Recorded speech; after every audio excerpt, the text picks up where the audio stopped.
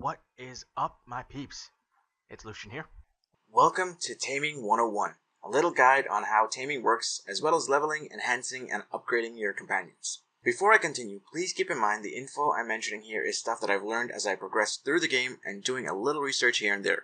With that in mind, let's get into this. There are technically 4 different types of taming scrolls: the lesser, normal, high level, and magic taming scroll. The lesser lets you tame mobs at level 15 and below, the normal lets you tame mobs at level 35 and below, the high level lets you get mobs at 45 and below, and finally, the magic lets you tame any level mob as long as they have the icon to be tamed. Obtaining these scrolls, you have 2 options: buying them from the marketplace or crafting them. Buying them will get quite expensive quite quickly, especially if you're like me and enjoy taming all these different mobs. The cheaper alternative is crafting them. However, this probably won't happen until later into the game, around level 30ish. This is when you'll be encountering turbines, gathering material heaven. Otherwise, farming stone in the open world is extremely tedious. The magic taming scrolls, as of right now, are really expensive to buy, the recipe, over 27 gold, and essentially pointless as the level 45 taming scrolls will get you all you need. There are some mobs, if you're not quite the right level as yet, that will have question marks where the level should be.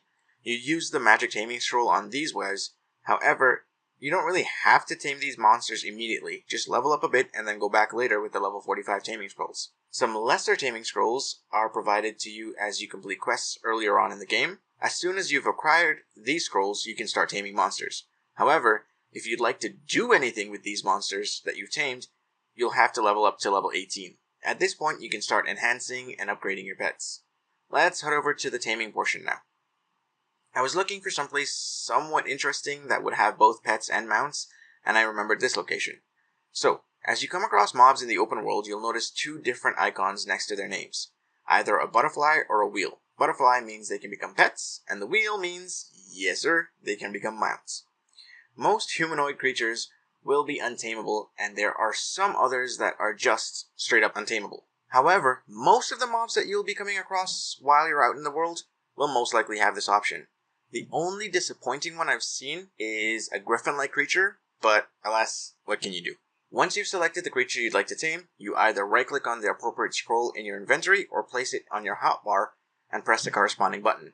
The game won't allow you to use the scroll if it doesn't correspond with the monster's level, so fortunately, you can't use a level 15 scroll on a level 30 mob. If you're out of a range, your character will automatically run to the mob and you'll start the little minigame. A little bar will appear on your screen with a pointer moving from side to side. You have to hit the spacebar where the pointer is in the green portion of the bar. Repeat this until all of the little green dots above the bar are filled. Each mob you try to tame, there is a chance that the mob will be a common, rare, epic, or legendary. The speed of the cursor, size of the green portion, amount of times you have to hit the green portion, and time in which you have to complete the minigame will become more and more difficult as the rarity and possibly level of the mob increases. Now, you've found the pet or mount you want. How do I make it even more awesome? Well, you have to catch a bunch of them. And I mean a bunch. Upgrading pets is a very high RNG portion of the game. For common pets, you'll need them to hit level 10 before you can upgrade them. Rare, you'll need them to hit level 30. And epic, you'll need them to hit level 45. You can have your pet out and it will level that way. Once your pet is out, it consumes energy and gains experience points. Or, if you're impatient, you can use the enhance feature. You can sacrifice other pets you've captured to add experience boosts to the one that you like to upgrade. Once you hit the level cap, you can select upgrade, and again, you have to sacrifice other pets. These must be the same quality, so upgrading a common pet, you'll need another common. Rare, you'll need rares, and so forth. Now, as you can see, there's a little percentage bar that shows your chances of success. For common pets, the cap is 30% to hit rare. From rare, it's a 10% cap to hit epic. And epic, I believe, it's a 2% chance to hit legendary. I personally haven't gotten a legendary as yet, so I'm not 100% sure on this. Another point to note when upgrading pets or mounts, selecting the same pet or mount will give you a noticeable bonus in percentage to upgrade. Remember to be very careful as the game is specific. Upgrading a, for example, farm mouse with a wild mouse is not the same. A farm mouse must be upgraded with another farm mouse for that bonus chance. If you use the same pet for a common upgrade attempt, you'll be given a 15% chance. Using a different pet, you'll be given a 5% chance. Additionally, each time you fail an upgrade, you're given a fail stack. These are specific to each pet or mount you've tried to upgrade. So you can't get a bunch of fail stacks on a random pet, then try it on the actual one you'd like to upgrade. Unfortunately, it doesn't work like that. Keep in mind also, each pet or mount that you capture has a specific set number of upgrade attempts. This is random between 0 and 10, or I guess 1 and 10. So if you capture a pet with 5 upgrade attempts, that's the maximum amount you'll have unless you use a specific item that we'll discuss later on. With that in mind, I would suggest capturing a bunch of pets or mounts and selecting the one with the highest number of upgrades, that being 10, to try and upgrade into epic or legendary or whichever you'd like to stop at. Now, we've gotten to the point where we've gotten lucky with our pet or mount and have actually succeeded in upgrading it from common to rare. What's next?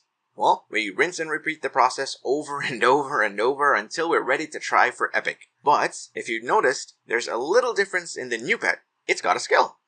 Rare pets all have 1 skill. Epic pets have 2, and legendaries have 3. These skills range from faster swimming speeds to adding fighting power / ability to your character. There is also different grades of each skill, so you may get lucky and get a common, epic, or legendary version of that skill. Each rank the skill gives better effects. For example, I have a pet that gives guild XP bonus. The common one gives 10%, while the epic gives 50%. Now, you might get a little unlucky, like I did, and get a pet with the same skill but different versions. So I have a pet that gives bonus crafting experience. However, it has the lesser version and the epic version. But because it's the same skill, the original, the common one, gets cancelled out. So essentially, even if you have a pet with technically 2 skills, if they're the same skill, you essentially have a pet with 1 skill, which kind of sucks.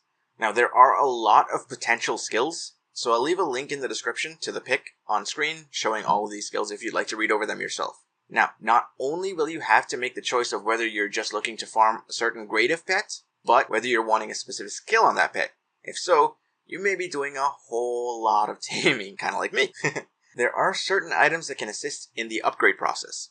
There's the high class potential blessing powder, rare blessing powder, and legendary potential blessing powder, which adds an additional bonus to the success chance when upgrading your mounts. Additionally, there's a high class grace of no idea how to pronounce this, that's why I'm spelling it out on screen, with its rare and legendary versions as well. These will prevent the loss of the sacrificial pet if the upgrade fails, meaning if you're trying to hit legendary with only 3 epic mounts, you can use these and not worry about running out of mounts. You just have to worry about running out of upgrade attempts. The pets have their own versions of these items, which can all be purchased with dungeon points in the specialty shop, meaning you don't have to worry about pay to win. You simply have to play the game, complete dungeons and hunt quests and such, and once you've acquired enough points, you can purchase these items to assist you in your upgrades.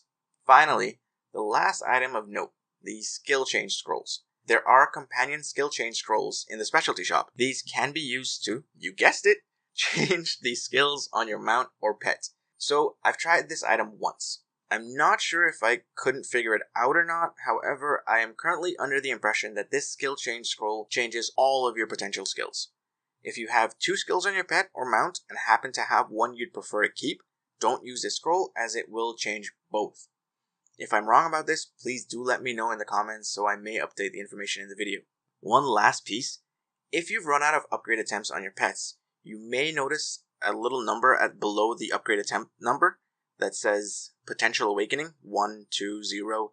If your pet has these, there are certain items that you can gather from royal quests. I haven't done any of these yet, so I'm not really sure how it works, but you can apparently gather these items and use it to add additional upgrade attempts to your pet. Again, I have not done this as yet, so I'm not exactly sure how it works.